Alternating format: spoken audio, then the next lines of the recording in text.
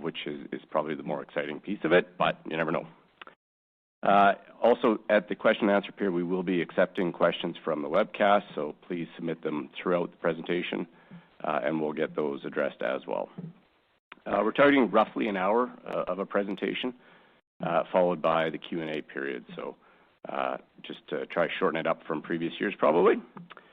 The themes or the format for today in terms of what we're trying to address is we're trying to address the overall themes and questions and topics that we've been receiving from the broader investment community over the past several months. So we divided it up into 8 kind of short segments on terms of topics and questions and answers. And the goal is to kind of let you know how ARC is approaching each one of these topics and give you our views on how we want to see that. If we could save all questions till the end, that would be great. It's a little bit easier just to consolidate them all, and then we'll deal with them one at a time. And then, obviously, I want to recognize the great amount of effort that has went into today's presentation from all the teams at ARC, all my fellow executives, as well as specifically to individuals at the back, Martha and Kezra. I'm sure you know, run a lot of our capital markets activities, so just want to give them a special shout out for all the time, effort, and work that's went into today for everyone up here. I think that's the end of the opening piece, so that's pretty short and sweet. At this time, I would like to bring up Myron Stadnyk, ARC's Chief Executive Officer, kind of set the stage and give an intro as to what we're going to be addressing, and then you'll see a bunch of us coming up, and then I'll come back up at the end, and we'll deal with some questions then. So, Myron.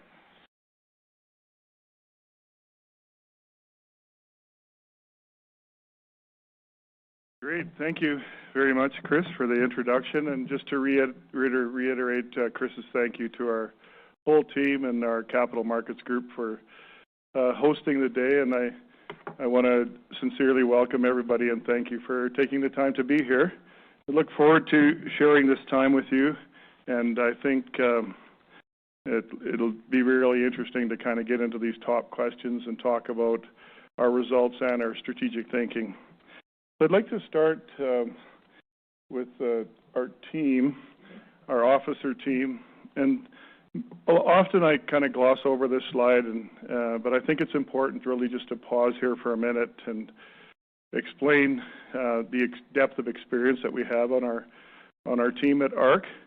And you'll see, a handsome and beautiful group of, mid-40s executives.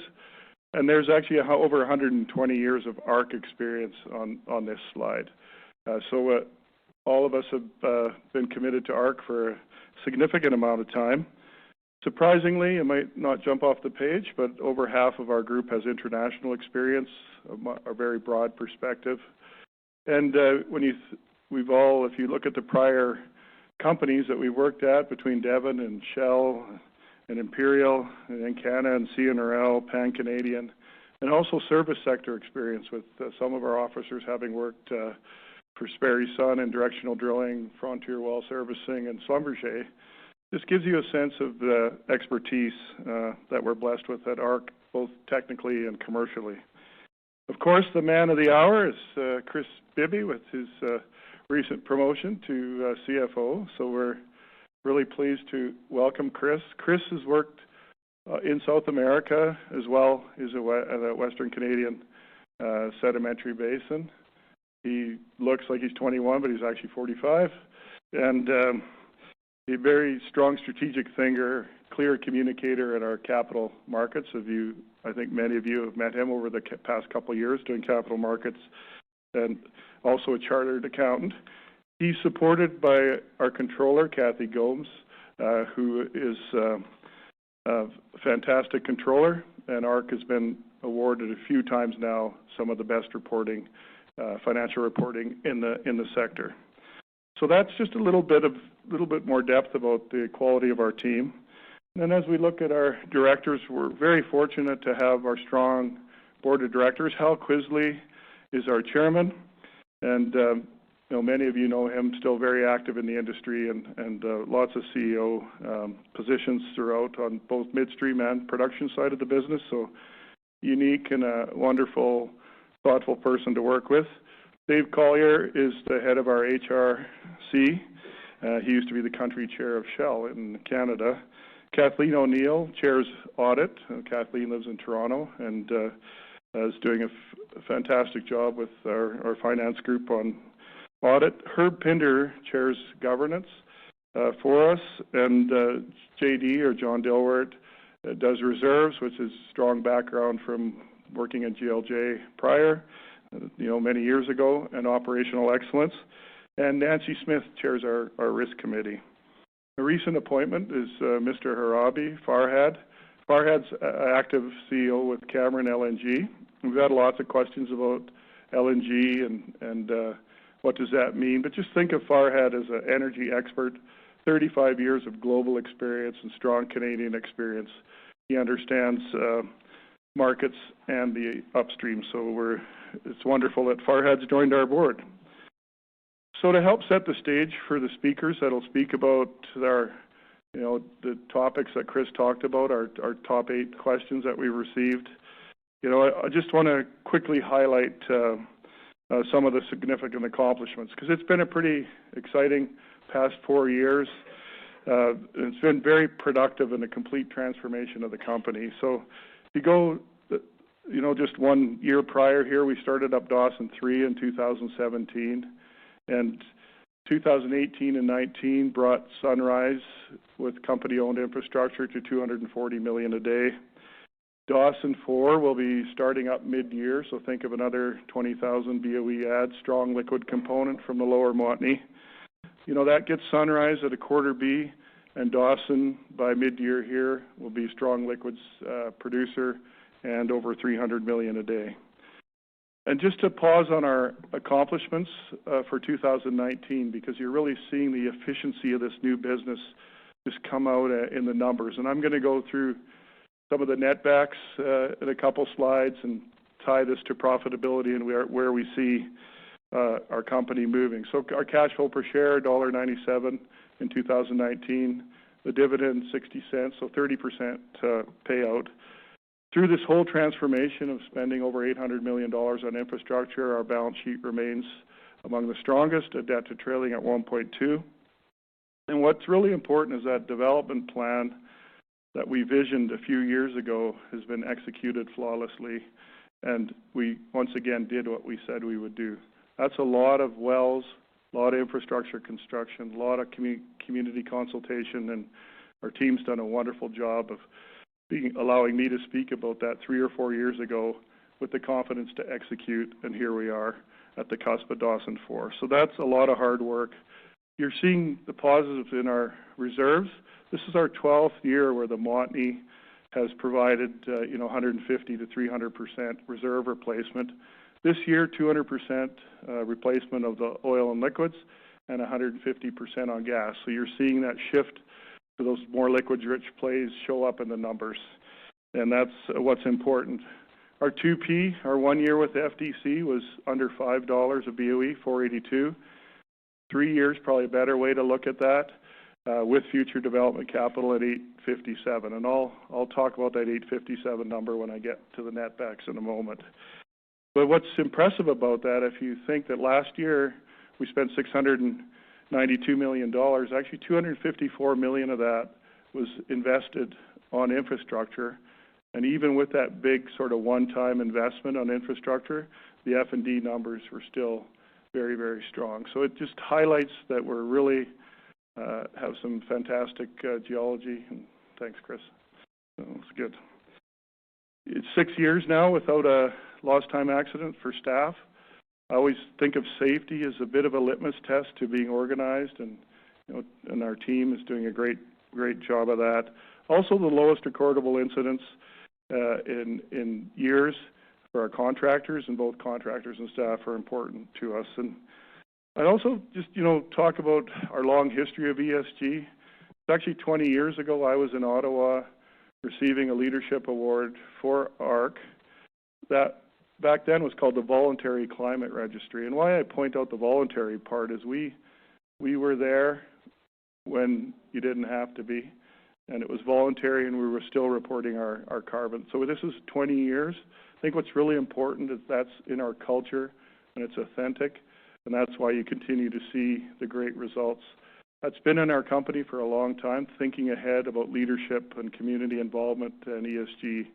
Some of the results you'll see today were AAA rating on MSCI, and on both water and air. In 2019, we were B in both of those for carbon disclosure, which is the same as Suncor.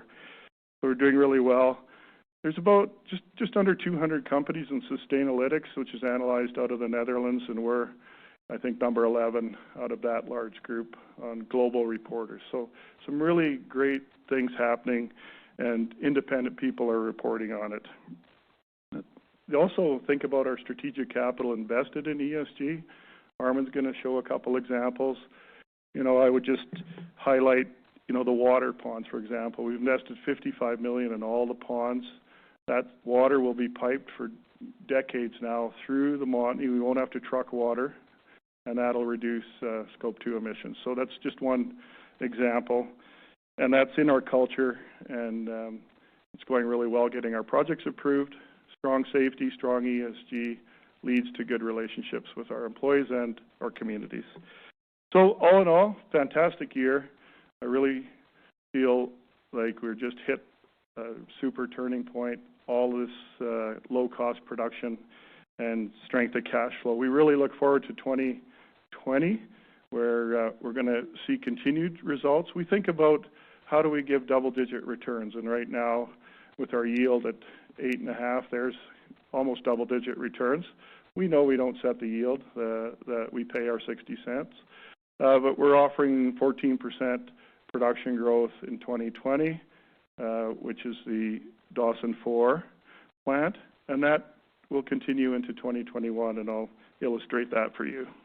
There's a quick snapshot of where we're at, where we're going. So just to quickly, bring some numbers to what I just discussed.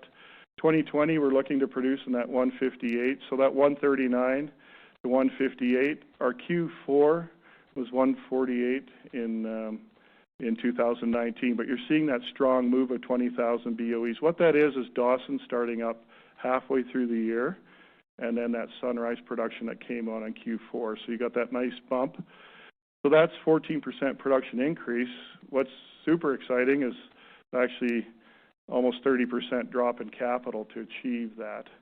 And you can see into 2021, or our production-based capability.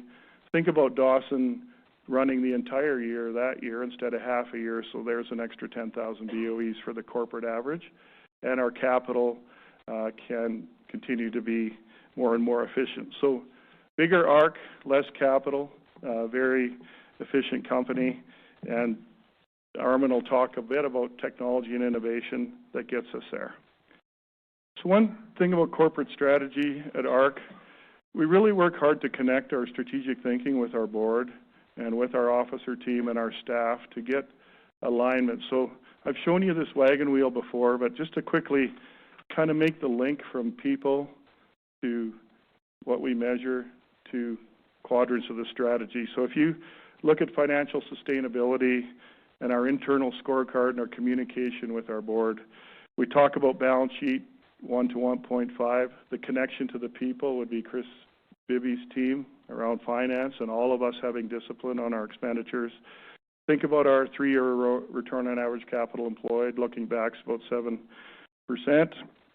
and paying that dividend, $212 million. So that's what that quadrant means. And as you move down to the high-quality assets and operational excellence, think about Terry's team and Armin and Laura and Chris Baldwin and Sean Calder managing the business, meeting or exceeding all the 2019 guidance, the safety performance I talked about, operating costs being under $5 for the first time in 20 years.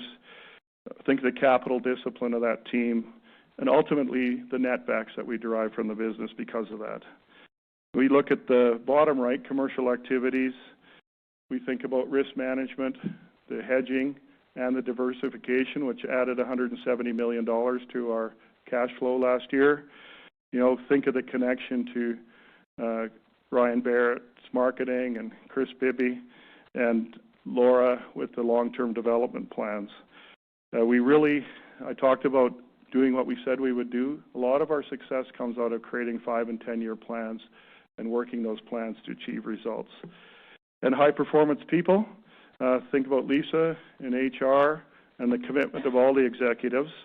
Tangible things, or we measure the strength of our workplace, which we received a score of 92% from our staff last year, and our visioning and our creating a culture around ESG and safety and leadership and respect and community involvement, and our commitment to performance and accountability. So that brings that to life a little bit. And here's a 10-year snapshot just to start to dive a little bit more into the numbers. So what's really important to consider here is in the last 10 years, our production's gone from about 60,000 and will be kind of that 150 plus. So we're 2.5 times bigger. And, you know, the sustaining capital is less than it was when we were 2.5 times smaller. The well count's 57% less. We're just more efficient. The F&D costs are less. Operating expenses are less. All these things are contributing to our economic performance. And think about during this 10-year period, we actually paid out $3.3 billion of dividends and completed this transformation. That's the management of the technical and the commercial aspects of our business. So I just would say that ARC is better on all fronts. And what I think is really important that sometimes get just oversimplified is the assets that make up ARC now have a real clear defined inventory of how we're going to keep those assets full for the next 10, 20 years. And maybe those assets 10 years ago didn't. You know, they were kind of on their last legs. So think about that as a lot brighter setup for the future in addition to the transformation. Now, we talk a lot about ESG. Terry's going to do a full section on ESG. You know, when I look at this graph, I've been just, you know, pointing out that Canada, it's interesting because when you look across Norway and Denmark and Canada, we all have great marks. But when you think that Norway sort of peaked their production at, 3 million barrels, and they're down to 1 million something, they've just added a 50% bump up. But Denmark, I think, is kind of 100,000. But the actual reserves associated with those countries and, you know, the way we're producing so ethically in Canada and the large reserve base, you know, we should be the first barrel to market in Canada. And we'll provide some insights into what we're doing at ARC around that. But when you look at our lands and you think about the combination of our leadership in ESG, our leadership in technology and innovation, you know, we believe this will continue to create profitable investment opportunities in the Montney. And we're super well positioned. You know, being an early mover allowed us to amass the third largest land base in the Montney. And just to give you some numbers, in Northeast BC, we have over 100 trillion cubic feet of gas in place. Our 2P reserves are booked at 4 right now. So that's just BC. I'm not counting Ante Creek and Pembina when I give you those numbers. And our liquids, just in that BC kind of ellipse, there's over 14 billion barrels of light oil and condensate. Corporately, we're booked at 200 million, just to give you a sense of the journey. You see the well counts in the thousands. Next year, we're actually growing ARC 14%. Speak to our efficiencies by drilling 65 wells. So lots to do at ARC. All of these things I'm talking about try to focus us on creating a profitable company. And that transition that we started many years ago was so important as we saw banded oil and gas prices, which has completely come true. And we've built a company to make money around that. We really think about our full cycle margins and our profitability, 20-year average return on average capital employed at 10%. But I just wanted to quickly just point out the margins, because we talk about a lot internally, and I haven't done it on the podium for you at Investor Day. But you look at that mix of our oil at $66 in Condi, last year at $67, AECO at $2. When you 6-to-1 that, you get $23.42 per BOE. That's kind of our sort of gross revenue. And we need to make a margin on that. So how we, starting to net back, you subtract your royalties, which were $1.39, operating costs, which were $4.97, and then the transportation, which is $2.94. We mitigated our transportation costs by $1.57 by all the good things Ryan's team's done to enhance our revenue. So our net back, our field net back, is $15.69. But to really run a company, you need to look at the full cycle margin. So you start at that $15.69, and then you have to pay for the interest, which in our case is 81 cents. So there's a kind of a hidden advantage of low debt. So if you take $15.69, subtract 81 cents. Our G&A last quarter had a big mark-to-market in it because of long term, but let's use it anyways, $1.66. And then our F&D with future development capital at 2P was $4.82. If you actually do that, you end up with a margin of over $8 on 23. It's over 30%. But we probably could agree it's better to use a 3-year F&D. That's why I tried to point out that 857 to you. So if we subtract 857, our full cycle margins are still 20% in these prices. If you want to use proved developed producing, which a lot of people do, and that's analogous to DD&A, you still come up with 10% margin. So it helps give insights into the profitability of the business despite reading an email every morning about all the headwinds in our industry. So that's how we think at ARC, audacious and positive, and our business is going to continue to shine through. And then we think about the long-term profitability, and this is an interesting way to think about our business. As you build up infrastructure in the liquids-rich areas, you're burdened with that cost temporarily, and as you produce out, these are our expectations at $55 oil and $1.90 AECO on the profitability in these areas that we've constructed.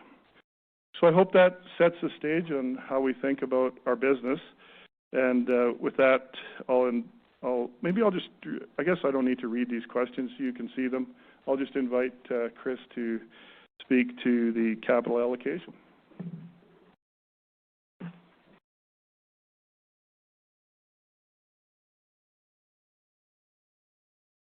Thanks, Myron, for that great introduction. And we thought the first topic we'd deal with is how ARC approaches capital allocation and the use of surplus funds from operations. And really, we're trying to kind of enlighten how do we allocate these funds and all of our capital to achieve those returns that Myron was just speaking to. So when it boils down to it, at the highest level, there's really two options when you're allocating capital in an organization. You can either return that capital to shareholders or you can invest it in your business. And some combination thereof is what each company kind of needs to decide on how they're going to allocate it. ARC, for us, when returning capital to shareholders, we currently do it via dividend. That's $212 million a year. And then we're also sustaining production and actually growing production. So our allocation is in both buckets at this point in time. If you look on the right side and kind of how we are faring against the industry that we're in, you can see that we are growing production per share. You heard Myron mention 14% production per share growth for a lower relative percentage of the capital than many other companies. And that's what allows us to also make sure that we can distribute that dividend from that excess funds flow.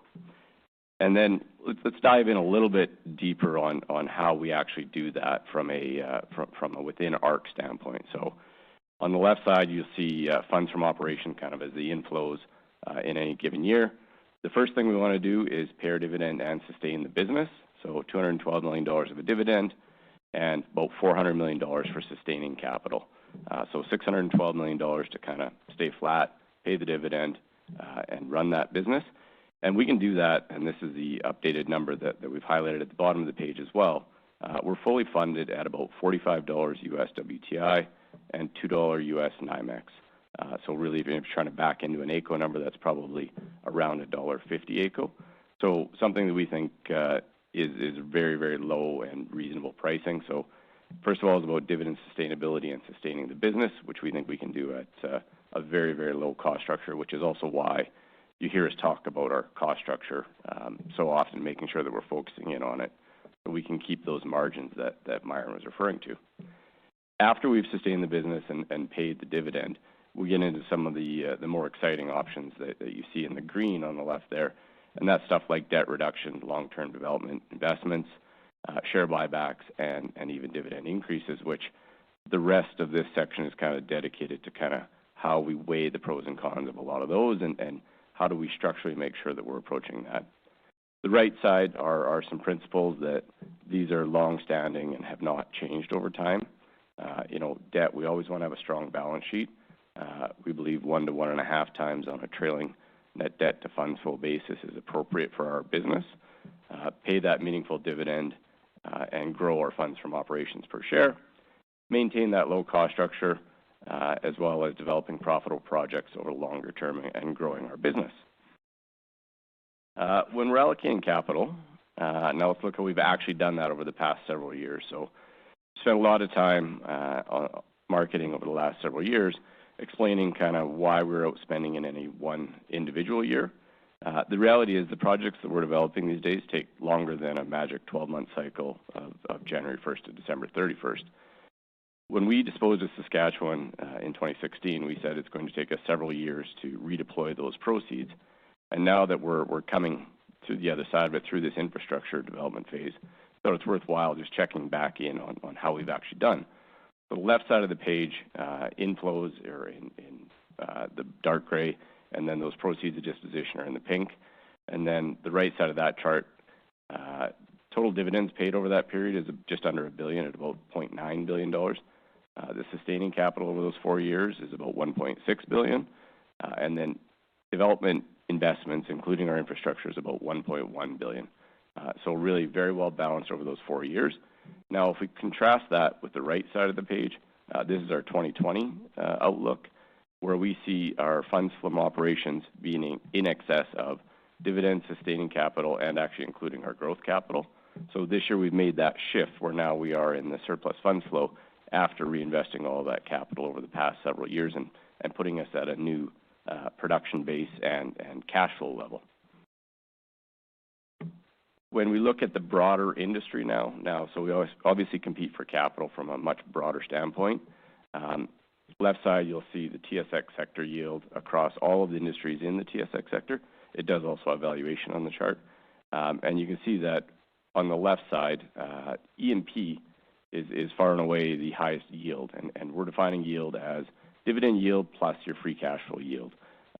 So within that, you can see that despite having the lowest valuations, that the E&P sector overall is generating the highest yield.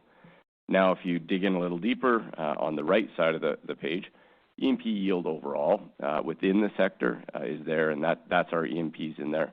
You can see that ARC is amongst the leaders on the yellow lines there. So very happy with how the business is performing and generating those yields. You'll see that the bulk of our return to shareholders is generated from yield. So why don't we approach kind of how we're approaching the dividends. ARC's paid dividends or distributions when we were a trust since 1996, so we've been doing it ever since day one.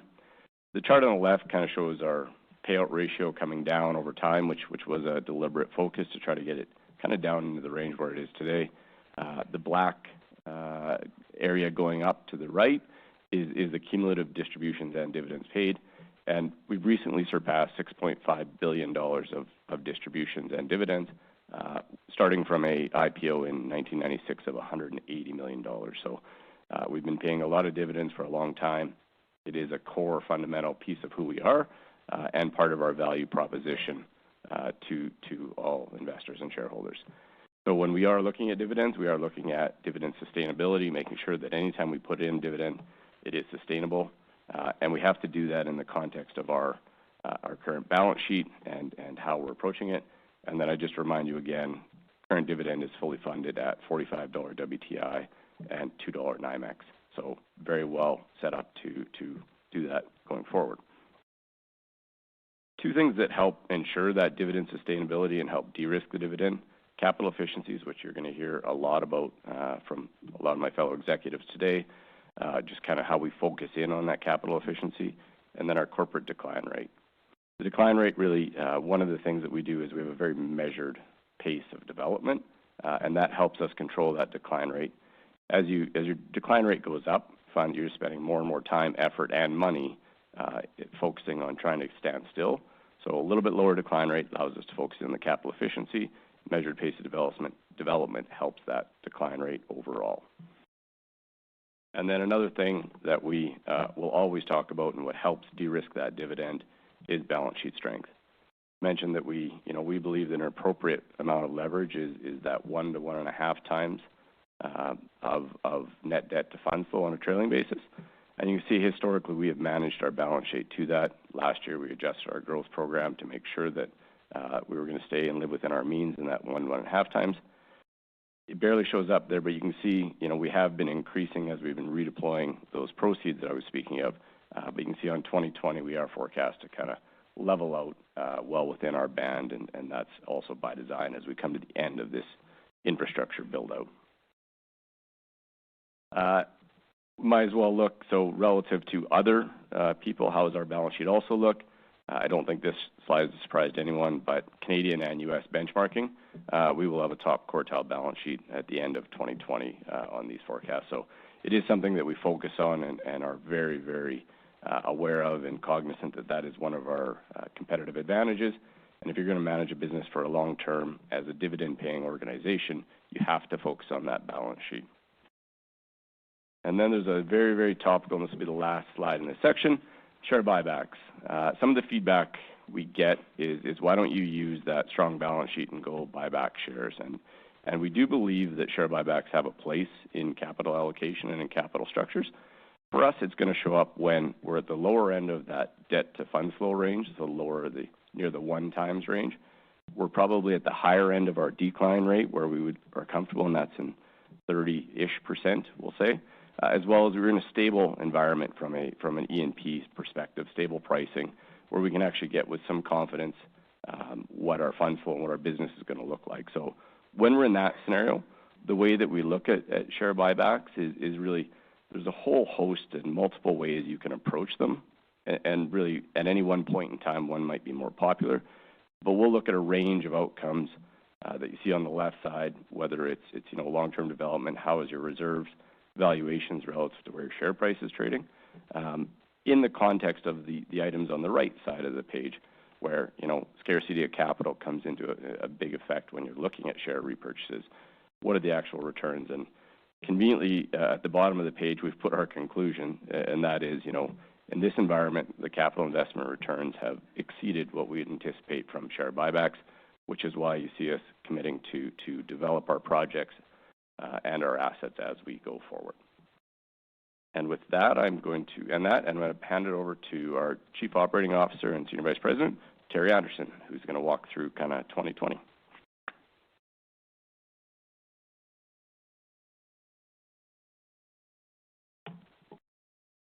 Okay, thanks, Chris.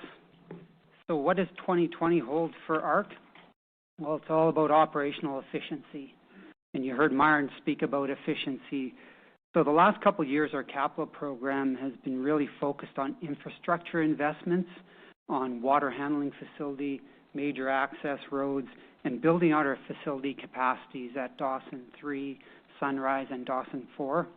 Now with the majority of that infrastructure investment behind us, maybe I should flip the slide.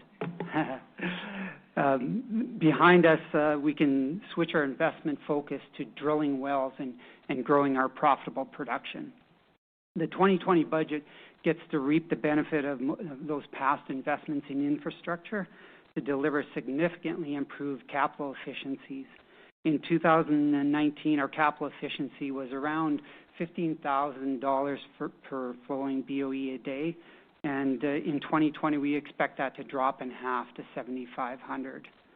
These infrastructure investments not only improve our capital efficiency, but it makes our overall base operations more efficient in driving down our operating costs. And another key objective in this budget is about advancing our Attachie pad design.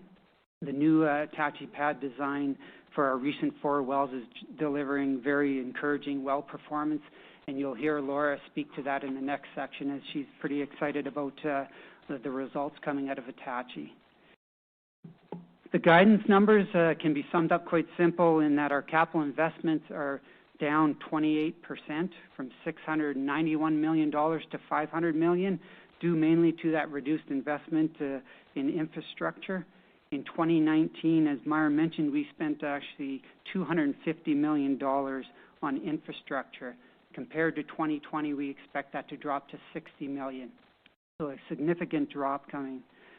Volumes are up that 14% as a result of Sunrise at full capacity, Dawson 4 and Ante Creek coming on midstream.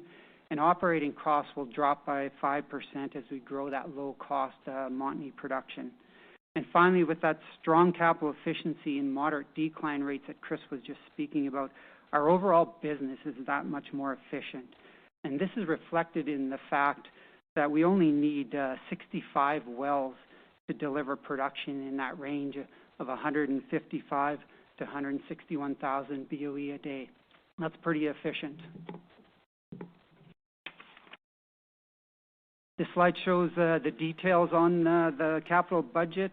So the Dawson property will see the largest capital investment with 39 wells to be drilled, focused on obviously the liquid-rich Montney wells. And that's going to fill our Dawson 4, but also maintain production at Dawson 1, 2, and 3. Parkland investments are also focused on the drilling lower Montney wells and converting the Sweet facility to a sour facility to accommodate future lower Montney wells. At Ante Creek, which has a low decline, predictable light oil production, we'll see 12 wells drilled and to help fill that expansion project in Ante Creek. And in Attachie, the plan is to complete the 6 standing wells that we drilled last year and bring those wells on production when we have the capacity available. So it's not all about capital efficiency. There's operating cost efficiency also that is just as important. Throughout ARC's history, we have focused on being that low-cost producer, and it's even more important in today's lower commodity price environment. We started our portfolio transition 10 years ago, realizing that we needed to move away from that old conventional higher operating cost properties to the lower cost Montney. And the graph shows we've dropped our operating costs in half and more than double production in the last decade. Myron mentioned the last time our operating costs were below $5 a BOE was like 20 years ago, which coincidentally is when I started at ARC 20 years ago. Not sure what that means, if we're both old and cheap, and possibly. But anyways, the point I want to make is that lower operating costs is obviously a key element in driving our profitability. The lower Montney, so capital investments were focused on the lower Montney development in Dawson and Parkland, which represents 65% of our budget because of the strong profitability we're seeing out of the lower Montney wells. They typically pay out in a year and with greater than 100% rate of return. We have significant condensate reserves in the Parkland Tower area of 34 million barrels of condensate, and we have a contingent resource, that's recoverable contingent resource of about 70 million barrels. So that's a lot of condensate resource in the area. That would, to kind of put that into context, you could produce 30,000 barrels per day for 10 years to chew up that amount of condensate resource and reserves. The condensate to gas ratio vary across Dawson at 40 barrels a million in the core of Dawson. Up to the north, we go to North Dawson and Parkland, it increases up to that 150 barrels per million. That's what the map is showing. So at the very bottom of Dawson, we have 10 barrels a million. The core is about 40, and then as we move north, we get more liquids rich. Based on the knowledge of developing that upper Montney over the last decade, we now know the best integrated approach to developing that lower Montney resource in the most efficient way, addressing things like inter-frac spacing, inter-well spacing, frac intensity, pad design, and the parent-child issues. This graph shows the range of cum condensate production across the area of Parkland Dawson, and there's a big difference between the upper Montney wells and the lower Montney wells. And after 18 months, a typical lower Montney well will have produced between 50,000 barrels of condensate to 100,000 barrels of condensate. So strong condensate production out of a typical well. This is why we've upgraded our Dawson 1 and 2 liquids handling facility to capture the liquids-rich lower Montney wells that lie underneath all the existing pipelines and infrastructure, which makes that Lower Montney development that much more profitable on a full cycle basis as we already can use the existing facilities. We still like the Upper Montney wells, and they have decent condensate production also. However, the Lower Montney wells definitely have a higher CGR, and therefore we're focused on drilling those Lower Montney wells. And Dawson 3 and Dawson 4 are designed to handle that liquids-rich Lower Montney. And speaking of Dawson 4, construction is progressing as planned. Our safety performance has been perfect with 0 incidents, and so proud of our team on that significant accomplishment. The project's on budget. We have great project management on this project, and we are on schedule. So we're excited to complete Dawson 4 and bring that production on in late Q2 timeframe. Now I'll turn it over to Laura to update us on how the Attachie development is progressing.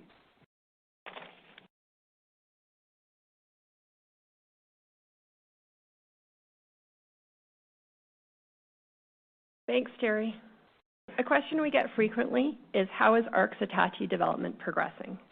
I'm going to review ARC's recent results at Attachie West, which, as Terry mentioned, I'm pretty excited about, as is our entire leadership team. We've got all of our managers in the room, many of whom have been working hard on the Attachie development. And we're very impressed with the results they've delivered. I also want to talk to the status of the progress of this development from a commercial and funding standpoint. I want to emphasize the value of Attachie and how it ties into our long-term strategy. There are numerous factors that come together at Attachie to position it as a premier Montney asset. ARC realized the potential of this area very early on, allowing us to pull together a large contiguous land base. ARC has 308 net sections of Montney acreage at Attachie, which represents about 30% of our total Montney acreage. We've been aware of the resource potential of these lands for some time. The total petroleum initially in place, or TPIP, has been assessed at 8.9 billion barrels of liquids and 32 TCF of gas. This represents 30% of our gas TPIP on ARC's Montney lands and over 60% of our liquids. To create value for our shareholders, it is not enough to have a large resource in place. A play also needs to demonstrate strong well deliverability in order to meet our investment hurdles. At Attachie, the reservoir is overpressured, up to 16 kPa per meter in the Lower Montney, as opposed to a normally pressured reservoir, which sits at around 10 kPa per meter. This increased pressure increases the well deliverability and hence sets Attachie area up for strong well economics. Our current assessment of those well economics is around 85% rate of return on a half-cycle basis in Attachie West. With such a large land base, we also see potential for over 2,000 locations. So although we're talking about phase 1 of Attachie West, there will be multiple phases to come. Shown on the map on the slide, you can also see how well situated these lands are from an egress standpoint, with the North Montney mainline shown in red to the west, which just commenced operations earlier this month, and with Pembina Pipeline Corporation's liquids pipelines is shown in green. They're actually to the east, north, and west of our Attachie acreage. This proximity to egress sets Attachie up for strong full-cycle economics. ARC pulled together our land base starting in 2010. Some patience is required in amassing a large land base, such as what we have at Attachie, to enable purchasing these lands at a reasonable price, both at Crown land sales as well as from competitors. With our first mover advantage, ARC's overall average price for Attachie lands purchased at Crown land sales is under $3,000 per hectare, which is a very competitive price. As lands were being amassed, ARC's teams moved into the appraisal phase, drilling wells to test deliverability as well as to delineate the play. We have a battery at Attachie West, which has liquids handling capabilities of about 3,500 barrels a day, and our gas is tied into third-party infrastructure. This allows us to test various well and pad designs at Attachie West to ensure that as we move into development mode, we do so with the most capitally efficient designs. It is critically important for the overall returns of the play that we optimize our well designs early on, thereby reducing the amount of investment into Attachie. This is a very typical life cycle, which we've worked through previously in our Dawson, Parkland Tower, and Sunrise fields. We're transferring all of our operating practices and design processes to our development at Attachie to enable a swift and efficient transition into manufacturing mode. The Attachie area has become a focus not only for ARC, but also for industry. Numerous competitors have been posting strong liquids rates from wells in the area. While ARC has primarily been focused on design optimization of our upper Montney horizons, the competitors have been piloting multiple landing horizons, drilling wells in the upper, middle, and lower Montney. We expect these horizons to be as productive on ARC's lands, as Attachie is situated within the core of the high-pressure liquids fairway for all Montney horizons. As you can see on the map, wells in the area are producing up to 600 barrels a day of condensate as the average of the first 3 months of production, and this includes ARC's 2 of 27 pad, which was recently brought on production. The strong liquids rates set the area up for strong returns. I'm now going to walk through the evolution of ARC's Attachie pad and well designs through time. Terry talked to the lower Montney and how important it is to get all of our design parameters correct, and we're working through the same at Attachie. We brought our first wells on production as early as 2014. Our initial wells proved that the Montney has strong productivity in Attachie, with early wells at 16 of 16, shown in green, and 13 of 26, shown in purple. In 2017, B13 of 26, which is shown in gray on the slide, was brought on production and has flowed consistently for just under 2 years. To date, this well has produced 260,000 barrels of condensate and 3/4 of a BCF of gas. 13 of 14, which is shown in yellow, was our first pad in Attachie, where we were looking to determine what a well could produce when developed as a full pad to better determine the economics of full-scale development. This pad was brought on production in 2018. Results were encouraging. We're showing you here the average of all the wells on the pad, but the results did indicate that the wells were communicating too much with one another, meaning that the optimum interwell spacing to maximize our capital efficiency needed to be wider apart. We drilled the 2 of 27 pad in 2019 and have just recently brought the north side of this pad on production. These wells are drilled at double the spacing of the 13 of 14 pad with a redesigned completion, and the results of these are shown in red. 3 of the 4 wells on the pad have been on production for 3 months and have averaged approximately 600 barrels a day of condensate per well for their first 3 months of production. These wells are proving up the economics of the play in development mode, demonstrating that 85% rate of returns on a half-cycle basis are achievable in Attachie West in the Upper Montney. This is actually a significant improvement over our views from last year due to the new designs, making Attachie much more resilient at lower prices. As Terry mentioned, we have $30 million budgeted for Attachie West in 2020, as we are currently completing the south half of the 2 of 27 pad. We expect further enhancements in our capital efficiencies as we continue to optimize our frac design. ARC has 3 main categories of criteria that an area must meet in order to move into commercial development. From a technical standpoint, we have brought wells on production, proving strong liquids deliverability. We have designed the overall pad to deliver strong capital efficiencies. We have a deep well inventory, and we're seeing positive results from competitors, proving the extent of strong liquids production across ARC's lands, as well as in multiple Montney horizons. From a commercial standpoint, we've applied for and received regulatory approval for multiple phases of development. We've determined the methodology for moving our products to market and have regulatory approval for our natural gas sales line. And we have developed support infrastructure with a major access road constructed in this past year. Additionally, the North Montney mainline, which ARC will be delivering into, became operational this month. And we continue to evaluate our liquids egress strategy to ensure we're implementing the most cost-effective solution. From a funding standpoint, ARC is currently reviewing our balance sheet to determine the optimal timing to bring on Attachie West Phase 1, and we're analyzing our pace of development to maximize profitability. ARC's progressing the technical, commercial, and funding aspects of Attachie West Phase 1 to have the project shelf ready. I will now turn over to Myron to discuss ARC's infrastructure approach.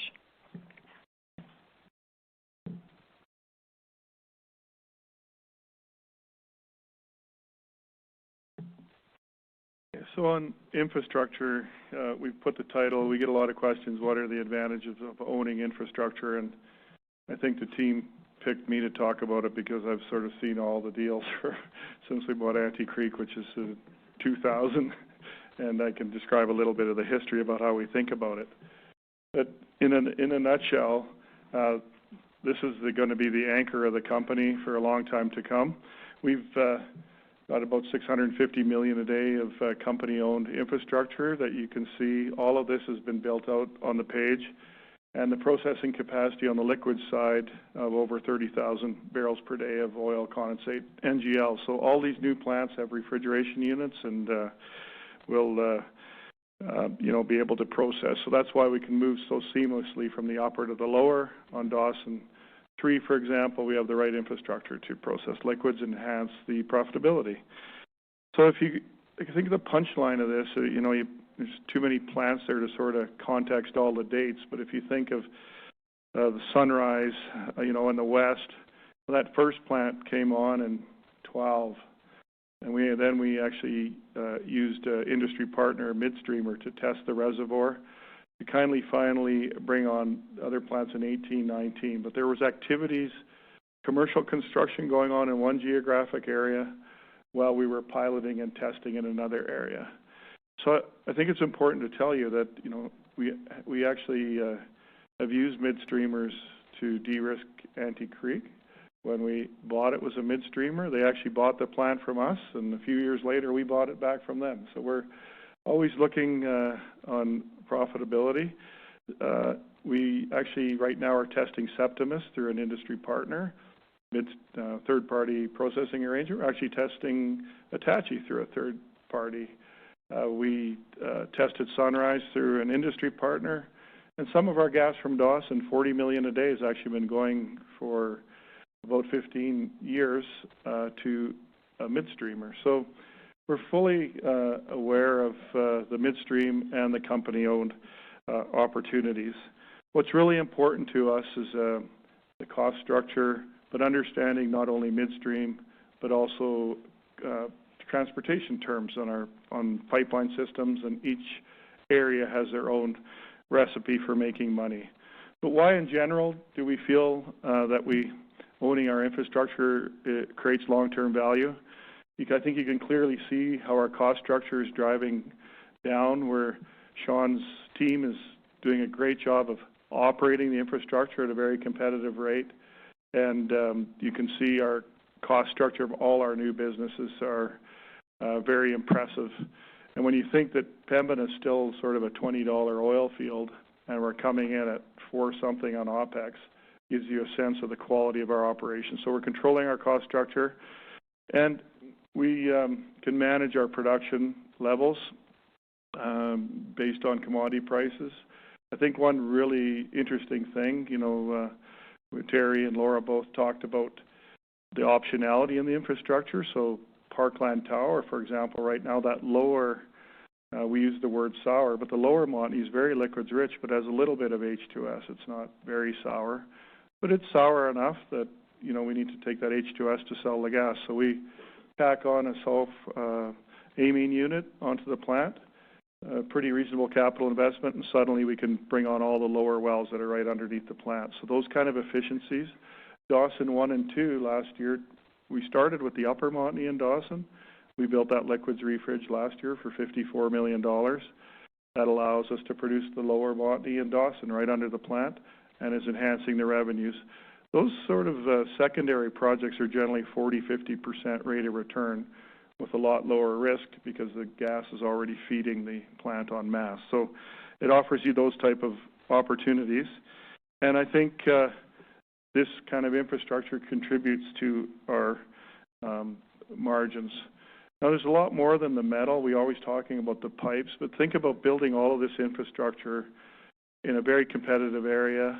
All the people that Sean's team and our team in Northeast BC were partnered with Northern Lights College in Dawson, and a real connection to the community on the education front. And we're taking people that live in that area, training them to become experts in our industry, and a real societal benefit. So that's just one very strong relationship that we have.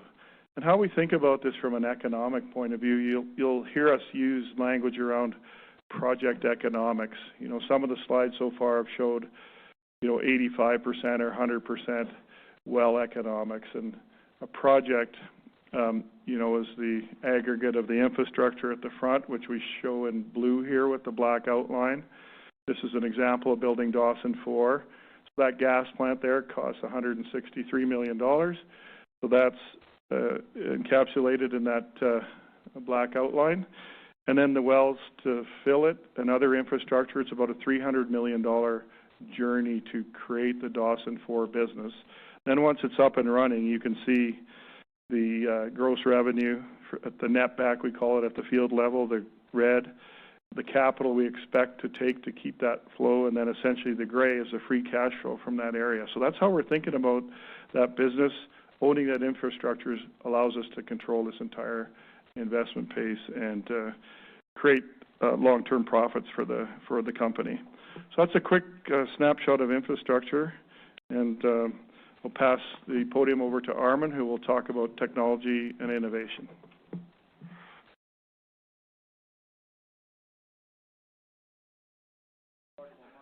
I'll look like Armin for a second here.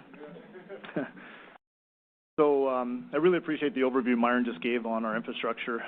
Our team runs all the commercial aspects of moving ARC's product to market, and one of the key pillars of our business is the infrastructure that we own. And from a commercial standpoint, it gives us the flexibility to be able to move our product, optimize our product mix, and ensure that we have the right commercial terms on all of our sales going forward.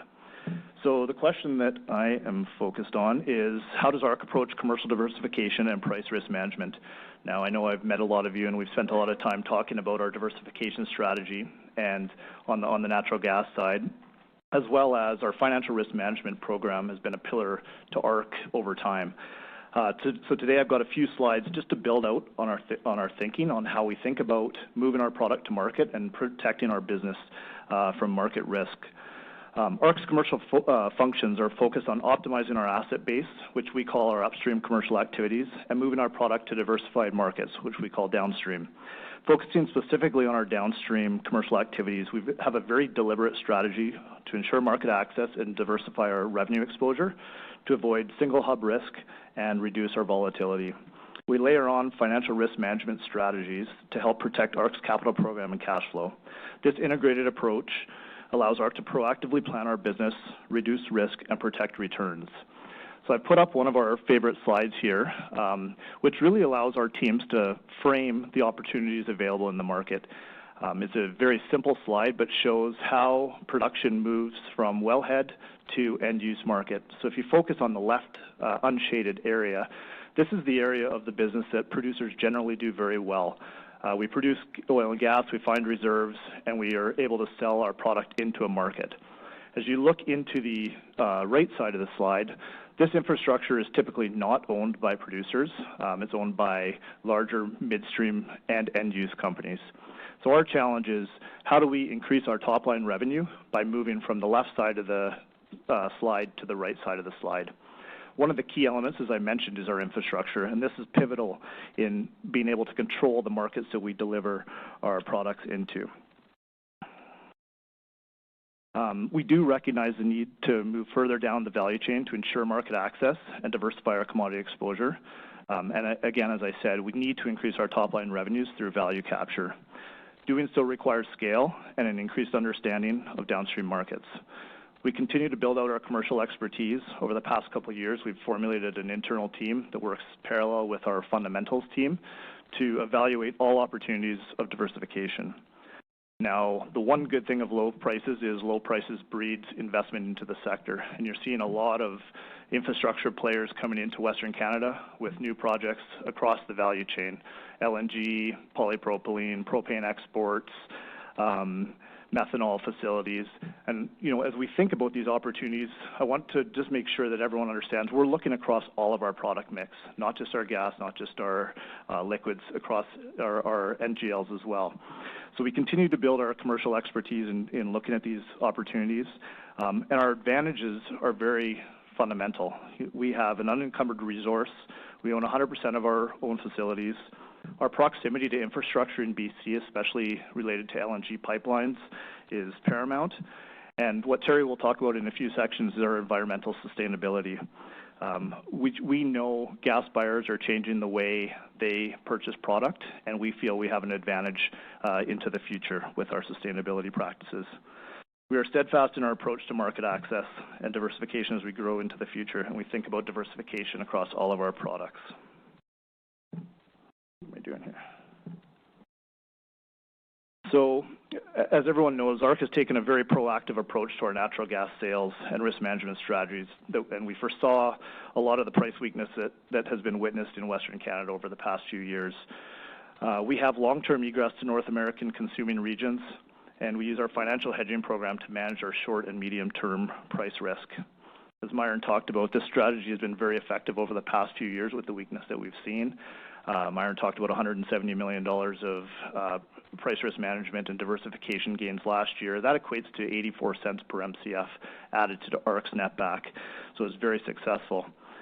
As we've seen in the market over the past few months, we have seen some relative strength in Western Canada. Actually, it's positive that AECO is trading as one of Western Canada's best netbacks right now for a producer. So there's a lot of very positive things here and constructive coming with some of the demand growth. But I want to make sure to highlight that this is why we are diversified. Even though we have gas moving into various regions across North America, we are still able to participate when prices strengthen in any given region. Looking forward beyond some of the short-term system optimization changes that are happening this summer, we do see a structural build-out in Western Canada, egress and demand. Starting later this year, we see about 5 BCF a day of demand growth by 2024. So putting that into perspective on a 16 BCF a day production base, it's a very significant change. In 2021, you'll still see us move out to about 50% of our exposure being Western Canadian based, and our marketing strategy will enable us to execute on our long-term plans because of that. Moving to crude oil. So it's a short section on crude oil, but it's important to note that around 60 to 70% of our revenue does come from crude oil. So we spend a lot of time focused on how do we manage our products. ARC's crude oil is primarily made up of condensate and light oil. Approximately 40% of our liquids production is condensate. It's higher value and it trades tighter to WTI than heavy and light production does. We do see continued local demand growth because of requirements for diluent for blending purposes, and we think that condensate will continue to trade at a premium relative to Western Canadian lighter grades or light grades. For conventional crude, which is about 40% of our production as well, this is a really light oil product. It's a light sour oil that we trade, and that trades relatively in tight proximity to WTI as well. We're not subject to the same local blowouts that the heavy producers have seen over the past few years. We think that going forward, the market's roughly trading right now around $7 below WTI. We think that this will continue going forward as this is the price that tariffs to get to the Gulf Coast roughly trade at. Again, owning our own infrastructure, directly marketing our products, and the crude mix we have in our portfolio allows us to direct our crude into the most optimal markets. That being said, we do protect our price differentials financially to protect ourselves against basis blowouts, and we're also happy with our outright crude oil hedges to WTI for 2020, where we have roughly 50% of our production hedged to protect us against the volatility that we're seeing in the current markets. With that, I will pass it to Armin to talk about technology.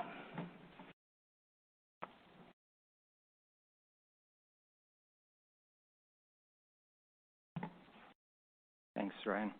So one question that we are often asked is how successful is ARC in leveraging new technology? And this is a very hard question to answer in a very short period of time because to showcase all the new technologies and innovations that the company has applied over the last 23 years of our history and even our last 3 to 5 years requires a lot more time. So I thought I should probably focus more on on ARC's relative performance when it comes to operational efficiency of execution to our industry peers.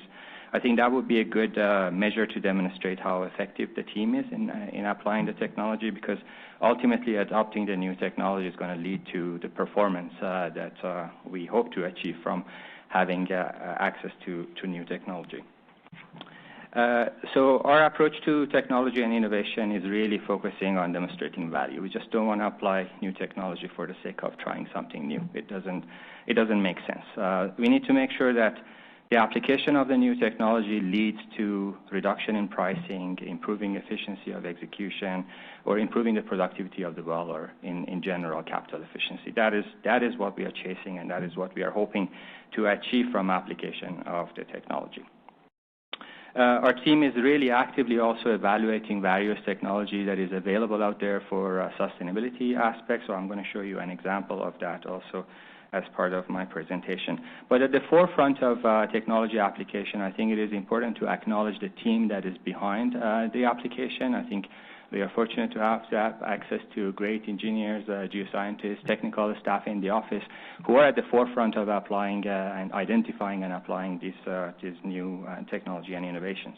And it's also very important to acknowledge the service sector that we are working with. We are fortunate to work with a group of really good service companies that these guys are the people who are actually investing in identifying, inventing new techniques and technology, and we are basically actively evaluating and adopting them. Our mandate as the ARC operation team is to deliver best-in-class performance. And in order to do that, our team works really hard to identify all the gaps that we may have relative to the other industry peers. And identification of those gaps really help us to understand and identify the opportunities that we need to focus on. So this graph shows an example of the benchmarking exercise that our team does fairly regularly. So this benchmarks our efficiency of execution against other E&P companies in the Montney. So we look at various metrics. In this example, we are looking at the meter drilled per day and the proppant pumped per day as two metrics of that illustrates efficiency of execution. I want to again highlight that these are only two of the many metrics that our team evaluates and benchmark against. These two graphs really illustrate how good the team at ARC performs relative to industry peers. It is also important to highlight the fact that these are average numbers. You see a lot of companies highlight their pacesetter one-off wells in terms of cost or efficiency of the execution. Those don't really mean anything if you're not able to get sustainable, repeatable performance. So when we look at a period of time for 12 months or so and everything that we have done and average that out, that really truly shows how we perform relative to everybody else. Just looking at the drilling performance as an example, you can see that ARC by far has had the most efficient drilling performance, thanks to Warren and his team of engineers in town. And you know, the performance we see here is about 50% better than the average of all the other Montney producers in terms of drilling efficiency. Similarly, on the completions front, our team is providing or delivering a top quartile performance. Again, we are 40% higher or better than the average of all the other Montney producers. So this is strong performance combined with the low cost of service, which we know we do have access to, has really resulted in the capital efficiency numbers that you've seen throughout this presentation so far. The other piece to application of the technology is attention to continuous improvement. So it's good to benchmark and perform better than everybody else, but it's also important to continuously improve year over year. And to illustrate that, these graphs on this page shows our history on the drilling side of the business. Over the last few years, we've had outstanding improvement in terms of our drilling operational performance. This exceptional performance you see here, especially in two areas, two of our most challenging drilling areas in Sunrise and Ante Creek, really shows how the team was effective in terms of shifting that performance over the last 3 years and delivering repeatable and consistent operational execution. So again, these examples hopefully illustrate the fact that we must be doing something really good on the technology and innovation front to be able to deliver these results, because without technology and innovation, you won't be able to deliver such a strong best-in-class performance. Terry also mentioned that Lower Montney has been one of our focus areas. And obviously you've heard Terry speak about the liquid content of those wells. But as soon as that became a focus for us on operational front, a key focus has been to truly improve the capital efficiency of the Lower Montney. So this graph really shows the performance in Dawson. Over the last 3 years, we've seen significant reduction in terms of cost of these wells, combined with the increased productivity, which has resulted in the improved capital efficiency that you see on these graphs. And this is really encouraging because as we speak to you, the Dawson 4 facility is being constructed and should be up and running pretty soon, and it's going to have access to an extremely efficient operation at the upstream side to fill up that facility. And also on ESG front, Terry is going to speak to ARC's performance in a lot more detail, but there's one example that I wanted to highlight because our team is very actively looks at various technology available to us to reduce our emission intensity. In this example, the installation of waste heat recovery at Dawson is a good example of showing some of those opportunities that our industry has in terms of reducing emission, but at the same time also showing profitability and saving money. So on that, I would like to hand it over to Terry Anderson again, who is going to speak to our ESG performance.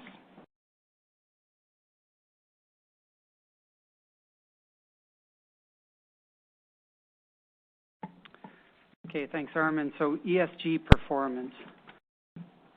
I want to start off at a high level and just talk a little bit about our ESG and sustainability first at that higher level. ARC takes an integrated approach to sustainability, meaning that we're trying to balance all aspects of our business to be successful and hence sustainable over the long term. We need to conduct our business in an ethical manner and be environmentally focused. We need to ensure safe operations, and we need to be profitable. And that is what we refer to as that integrated approach to responsible development, which leads to sustainability. We need it all to be sustainable, not just one piece of the puzzle. Risk management is a key component of our decision-making process. ARC's board of directors provides oversight through the 5 committees to ensure that we're addressing all aspects of risk within the business. And responsible development has always been ingrained in our strategy. Earlier, Myron showed the graph on the left, which highlights how Canada ranks on ESG performance compared to the world. If you drill down deeper and look at how ARC's ESG performance compares to the global oil and gas companies, the graph on the right shows the benchmarking that we benchmark very well on the world stage. And so we're very proud of our ESG performance here at home, but even on a global basis, we are doing very well. Emissions performance and strategy. We've been focused on emissions management for over a decade when we first electrified our Dawson 1 facility back in through BC Hydro back in 2009. Armin just showed the technology of using that waste heat recovery units on Dawson 3 and 4. So we're always thinking about proactively thinking about how are we managing emissions in our planning. The graph on the right shows our great performance in reducing greenhouse gas emissions intensity for total ARC and for Sunrise property. We'll exceed our 2018 corporate reduction target of 25% by 2021. Our Sunrise properties emissions were very low before we electrified, and now with electrification of our gas plant through BC Hydro, the property is nearly at 0 emissions. There's a lot of talk you hear about net zero by 2050. That's great aspirations, but we're really focused on significantly reducing our emissions today, not 2050, but today. The graph on the left shows our 2018 emissions intensity benchmarking, which shows ARC is a leader already. The emissions intensity in Sunrise, I don't even think you can see the green on there. It's so low. It's like 0.0002 tons of CO2 equivalent per BOE. So it's so small in Sunrise. And we're currently preparing our next sustainability report, which will show even better performance on emissions reduction. So Ryan had a favorite slide. This is my favorite slide, because this slide speaks all about improved efficiency in all aspects of our business, from capital to OPEX to manpower to liability management, et cetera, et cetera. We've talked a lot about our portfolio transition over the last few years, and this slide is just a great picture of how significant that change has been. So on the left, the 2014, that map was taken from our 2014 strategy session. So back then, 6 years ago, we were already identifying which properties do we need to divest because of them being less efficient, which properties do we need to hold and find the right timing to divest. And then you fast forward to 6 years and we have fewer properties, larger, more concentrated assets, and that's what truly drives the efficiency in all aspects of our business, especially our surface footprint and the liability management. And so to help context that liability management surface footprint, in 2014, we had over 18,000 gross wellbores in our company, which was just about over 6,000 net wells. We had numerous partners. We had non-operated positions. A lot of that equates to inefficiency. You fast forward today, we have 3,000 net wells. The gross is about the same because we're substantially 100% working interest. So this is a drastic change on our improved efficiency, and that's why we talked about the transition so much over the past. And the result of that portfolio transition is shown in this graph to the right. So our production is more than doubled, and with half the wells, and that's just all about the efficiency of our business. From a land management perspective, we've also been proactively prioritizing our abandonment reclamation activities each year.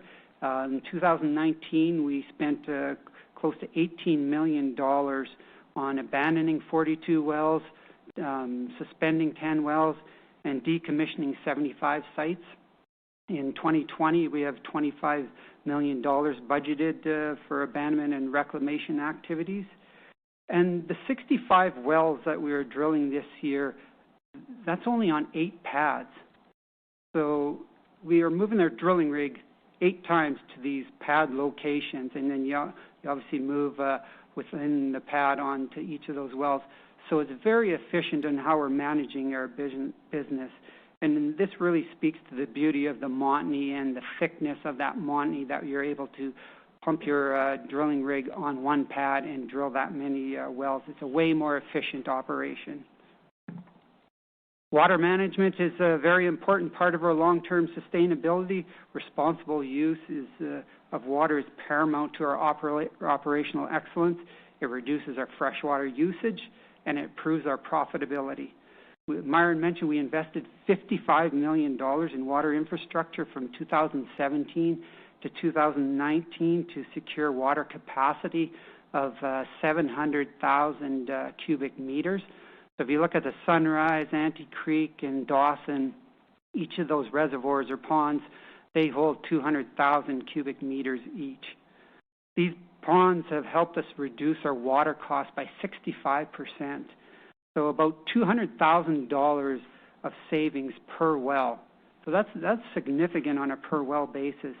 And so we'll have saved $25 million in savings from 2019 and 2020 from these reservoirs that we've created.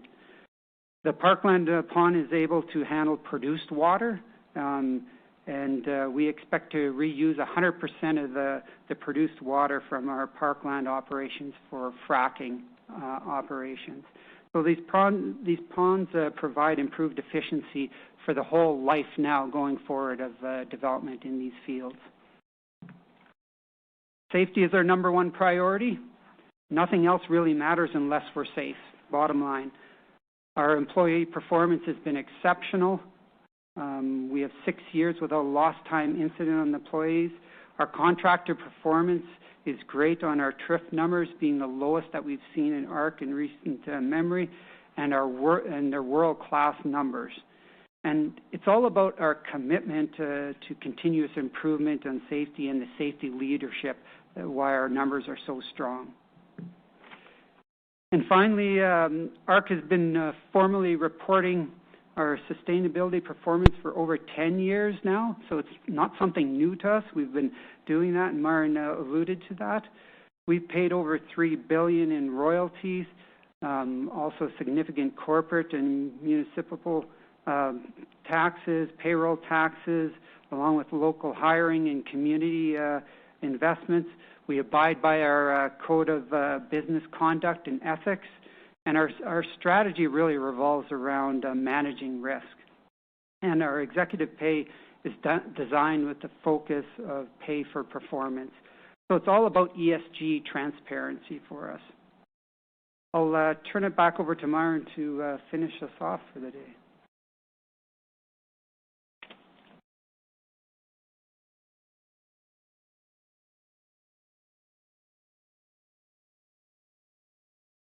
Yeah, so thank you, Terry. Yeah, so one slide to just finish up, and then Terry, Chris, and I'll just take some questions here if you'd like to ask a few questions. So I think you've seen the integration of our people and our technology and our team, and I hope you can see we're really proud of our company, and thank you for supporting ARC to the analysts and the investors that are here and on the webcast, and highlighted our good governance, strong governance. I think we won the Golden Gavel Award for governance. Our board did. The commitment of our team. I think through these past 3 years, really sticking to those principles around balance sheet and about investing when it's profitable. We talked about growth today a bit of 14%. That's actually an outcome of strong, profitable investments. That wasn't designed. That's an outcome. We paid our dividend. We invested in these profitable projects, and that's see a couple years of growth in the bag now because of infrastructure that's behind us. It's all predicated on our business approach. But I hope it shone through for you that we're a low-cost producer. We're very efficient. We're very acutely aware that we're competing not only with the Montney but with the Marcellus and with the Permian for on productivity and efficiency, and we're thinking big, and as a team, really feel proud to show you how we've built a leading, sustainable Canadian energy company. So thank you for that, and the three of us will entertain a few questions.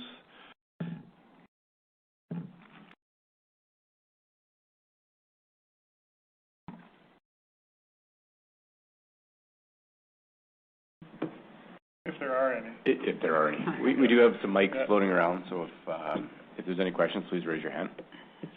Terry and I have special haircuts for when there's no lights, so you can still see us. Good. Yeah. Sorry. Jeremy, go ahead. Did you break it already? Yeah, I can hear you, Jeremy. We can hear you.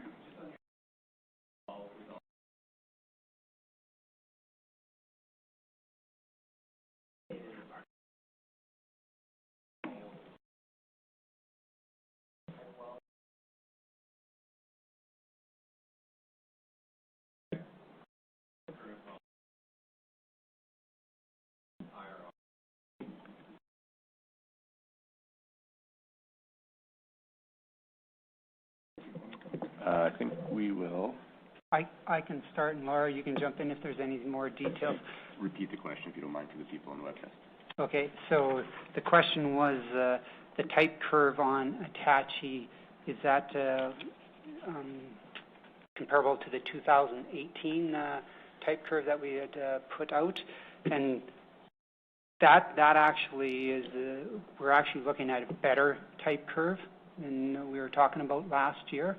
So the cume production, probably the easiest way, Jeremy, is that we believe the cume production on the condensate on these wells are going to be over 400,000 barrels. So that's more than what we were originally expecting, and the 85% is related to that 400,000 cumulative production. And then just to add to that, the rate at which they're producing, I think you can see the difference of the old type curve and the new one, the opportunity for that quicker payout, which reduces the risk. So we're pretty excited about those IPs, Jeremy.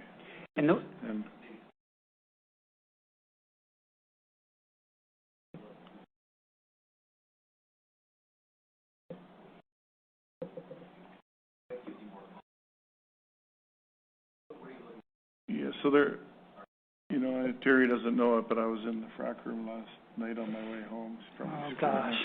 But, but we're fracking some attach. So, we spent $80 million last year on attaching.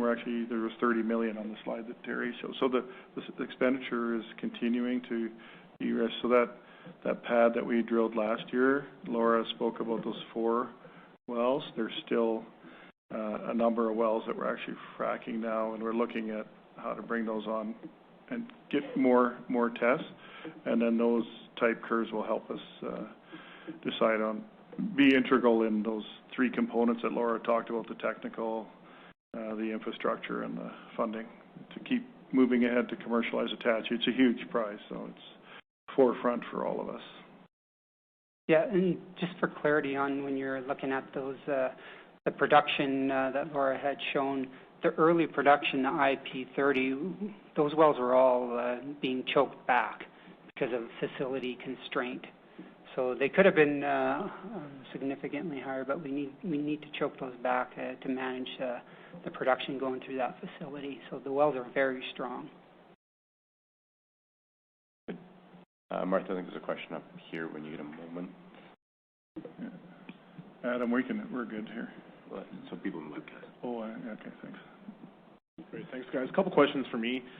Just first easy one. You talked about electrification improving the carbon output. How much more progress do you expect to make on this? Are you going to look at electrifying some of your older facilities, or is electrification kind of the thing that you're going to be doing going forward? So we are actually been chatting with the BC government on potential electrification of our Dawson 3 and 4 facilities.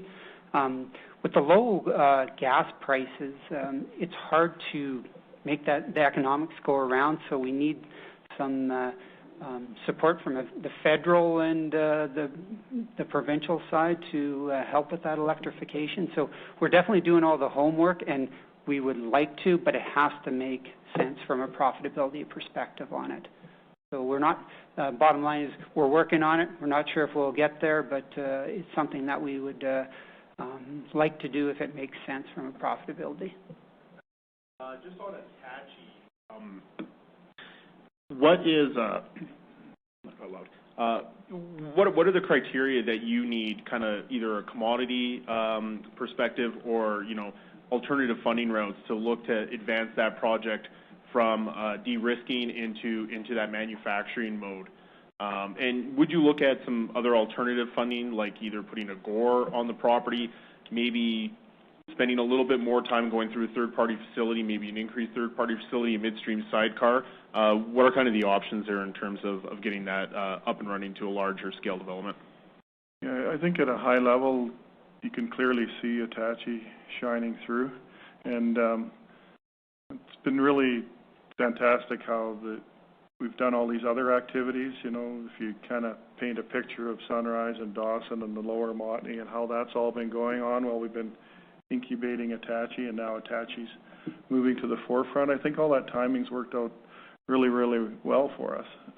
So the Attachie, we're always talking about the 9 billion barrels and the big prize, and even myself, you can get hung up on the scale of the whole thing. We're going to have to eat this thing up in bite sizes, to your question, to fund it. I think just a broad answer, some of the things you mentioned, probably not. But, in my infrastructure piece, I was trying to share, that we've used midstream before to commercialize. How big of a project would we sanction, which directly impacts the capital, are the things that we're looking at, Adam. So it's sort of, what do we want to build? When you look at the cash flow of the company being, in that 750 million range, and if you want to, I kept saying production per share up here, but my hope is that translates to cash flow per share. It's really what we're after.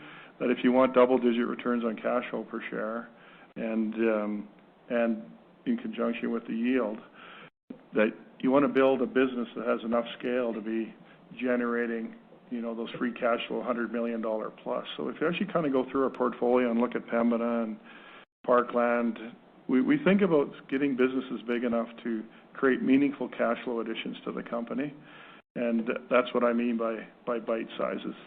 The land tenure in BC, team's done a really good job of holding that block, so we don't have any artificial pressures coming at us. We can just focus on truly the best rock and the best opportunities and the best liquids. 300 barrels per million, kind of 3 times better than that north end of a Dawson. It's all hands on deck figuring out how to get this thing done. Yeah. Last question for me was just on the gas marketing side. Ryan alluded to, very good Western Canadian Sedimentary Basin internal growth of demand. Is there anything that you might do to kind of, you obviously can't just offload commitments on the transportation side, but to financially link yourself potentially back towards AECO in the coming years, given that strong demand growth?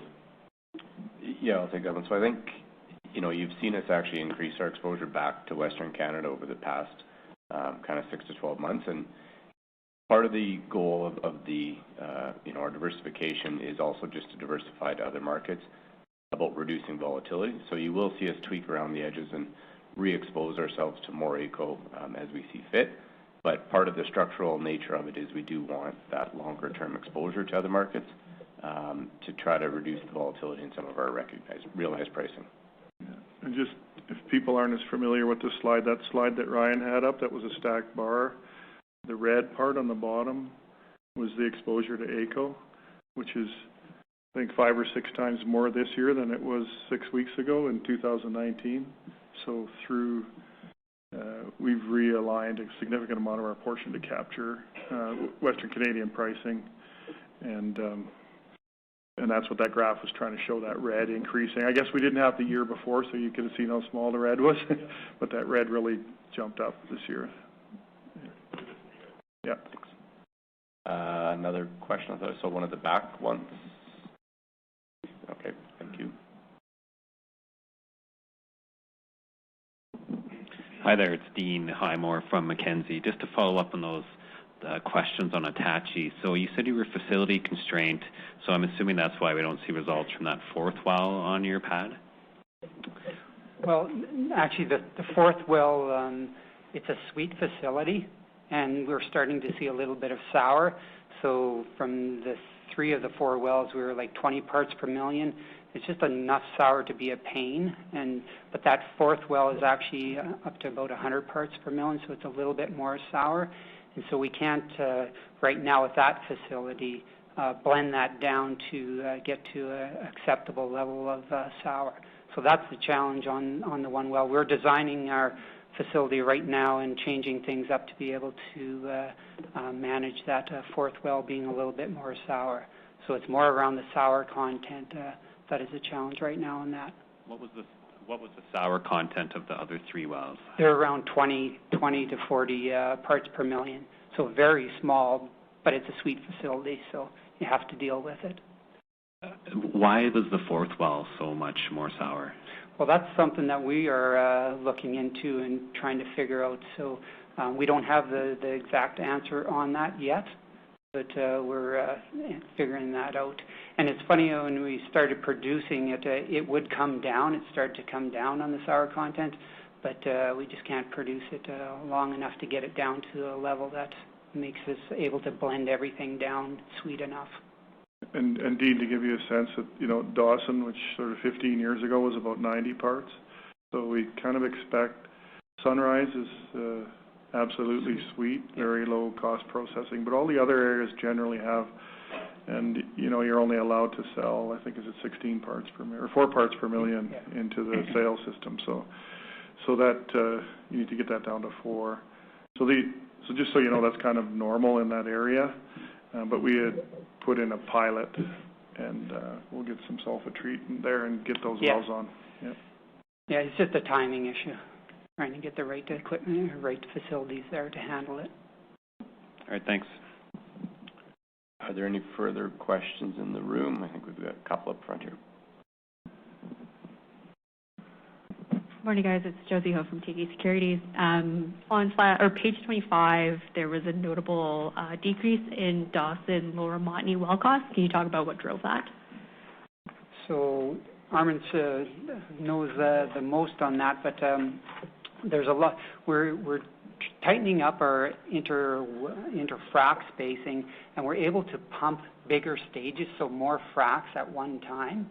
So that actually really helps our efficiency on dropping the cost on the Lower Montney, and not just the Lower Montney, throughout our whole operations. That's one of the big efficiency gains that we're seeing. We have a confidence from running fiber optics that we can efficiently now distribute the sand through more sets of perfs in one stage. So instead of, we used to do like 2 or 3 perfs in a stage, now we're up to 8 to 10 perfs in a stage. So that means we just don't have to run in with wire line and set plugs so many times because we have less stages going on. That's probably the biggest driver. Also, our drilling costs have come down substantially over the years in all across the area, but in the Lower Montney too. When you go into a new area, the first while, the rock is a little bit different, the upper versus the lower, and so it takes a little time to figure out the best drill bits, mud systems, all of that to actually become the most efficient you can be. Perfect. Okay. I got the thumbs up.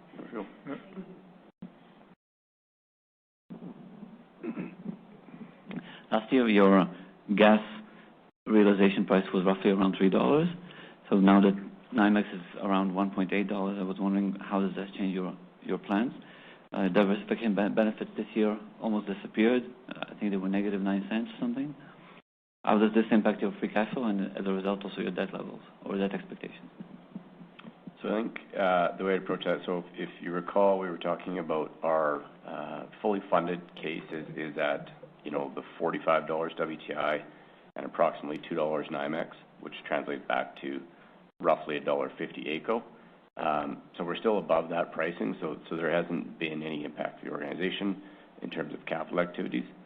You know, we don't expect NYMEX to stay below a $2 range, so we're quite comfortable with these levels that we'll keep driving through, and that's also part of the reason we have our risk management programs in, is to guarantee the funds flow, pay the dividend, and execute the capital program. So from that standpoint, I don't think it would impact the organization. The second part, you know, we diversify for a lot of reasons. I think Ryan mentioned one of the reasons is to make sure that we're not overexposed to any one pricing hub. Now, as the relative strength of AECO has outperformed the rest of the globe, frankly, you are going to see those diversification gains come down. But on an average price basis, we are exposed to a floating average price, and that we're still comfortable in our debt guidance, you know, between that 1 to 1.5 times, and focusing on delivering that surplus funds flow in 2020. Also, you said that you have excess capital, but and that you will do share buybacks only when debt reaches 1 times net debt to cash flow. I was wondering, so for now you will only pay debt until you reach that level, and then you do the buybacks? Yeah, really, it's about the allocation options. We will compare share buybacks to investing in the ground and which one's going to generate the better returns at that time. But we wouldn't consider share buybacks until we're at the lower end of our debt range, higher end of our decline rate, and in a stable price environment. But even then, we will still compare it to what's the best alternative use of our capital and how do we generate the best returns for the organization. Any other questions in the room? We do have one from the web. It's generally speaking about our plans for 2020 and what are we hoping to accomplish and what are we hoping to demonstrate to the market in 2020. So I'd pass that to Myron. Yes. So I think, we've been talking a lot about sustaining capital to you for a couple of years. We have our calculation. We can hold our company flat for $400 million and pay our dividends. So kind of for $600 million, we can stand still. What we see, though, is really to be able to simplify that communication. It's a kind of a show me year on free cash flow. Our capital is 500, so just those minor infrastructure carryovers from the year, which we talked about, 20 million on Tachi, a little bit of Sour Parkland, and a little bit on that Ante Creek project. But you're starting to get to that point this year where 80% of the money's going into drill bit. So that'll really simplify and get us to that clarity on showing you free cash flow. So we just invest 500 million, our dividends 200, and all of the projections on the last round from this group was cash flow in excess of that. So that's really a show me year for free cash flow, and still messaging that the things we're doing on Attachie, we've already built the road and the plant's approved. We talked to you about the technical things going on there, alluded to some of the commercial things about egress, that we're still in this blessed position of visioning the future and working hard on the future and showing you free cash flow in the present. So that's kind of it in a nutshell for 2020. And then I'd be remiss in not saying, I invited Van to come, and he's such a classy guy that he said he would have preferred to have the limelight on Chris. So probably I feel like it'd be a nice thing to say for Van, so I'll say it. I think we've got a question up here, Martha. Hi, this is Jimmy from CWB McLean Partners. So congratulations, first of all, on the great progress you guys have made. It's been very good to see that. Just a question on this 400 million sustaining capex on a going forward basis. Obviously, you've cut costs in many places. Is there room to meaningfully drive that number down? It certainly sounds like a Terry question to me. Well, there's always opportunities to continuous improve, and that's what Armin was talking about, technology making us more efficient. And capital efficiency is not only obviously about cost, it's a well performance. So with, for example, going into Attachie, I think our performance is going to keep improving as we drill more wells there and learn more about that. Same with the Lower Montney. We've improved a lot, as Armin showed, but there's room to improve on that also. So I believe that there's going to be room to move. I don't know exactly. We've moved so much so fast so far already. There's definitely going to be continuous improvement, but maybe not to the same degree. So bottom line, yes, there is room to become more efficient on that sustaining capital. That's good. So thank you, Terry. And Dean, do you want to throw one more in there? Yeah. Okay. So, Chris, you just made the comment that you don't expect NYMEX prices to stay below $2.